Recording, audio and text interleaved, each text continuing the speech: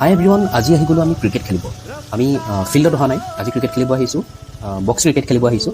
Jorhat DCP ৰোডত খুব এটা ধুনীয়া লোকেশ্যন আছে, বি স্পৰ্টি এৰেনা বুলি। ইয়াত ফুটবল, ক্ৰিকেট সকলো ধৰণৰ এনেকুৱা ধৰণৰ খেলবিলাক খেলিবৰ কাৰণে আপোনালোকে এটা টাইম শ্লট বুক কৰি ল'ব পাৰে। ইভিনিং আমি খেলিবলৈ আহোঁ প্ৰায়ে। আজি ইভিনিং আমি 7টাৰ পৰা টাইম লৈ থৈছোঁ। আমাৰ আগত ফুটবল খেল হৈ আছে, ইয়াৰ পিছতে আমাৰ খেল ষ্টাৰ্ট হ'ব। আমাৰ লগত আজি আমাৰ পোৱালিও আহি গ'ল, ইও খেল চাবলৈ আহিছে, খেলিম বুলি আহিছে বাৰু। এই ডাঙৰখিনিৰ লগত খেলিব দিগদাৰ হ'ব। এয়া আমিও এণ্ট্ৰি কৰি গ'লোঁ, চবেই ৱাৰ্ম আপ কৰি আছে। আমি একচুৱেলি 14জন মেম্বাৰ আহিছোঁ, আমি 7জনকৈ টিম বনাই খেলিম। চবেই ৱাৰ্ম আপ ষ্টাৰ্ট কৰি দিলে আৰু খেল ষ্টাৰ্টেই হ'ল আমাৰ। এয়া আমাৰ টিমৰ বেটিং চাইড, আমাৰ টিমে বেটিং ষ্টাৰ্ট দি দিলে। ইয়াৰ পিছতে মোৰ বেটিং ষ্টাৰ্ট হৈ গ'ল। আমি জাষ্ট ইমান এক্সপাৰ্ট নহয়, তথাপি খেলি ভাল পাওঁ কাৰণে খেলিব আহোঁ কেতিয়াবা কেতিয়াবা।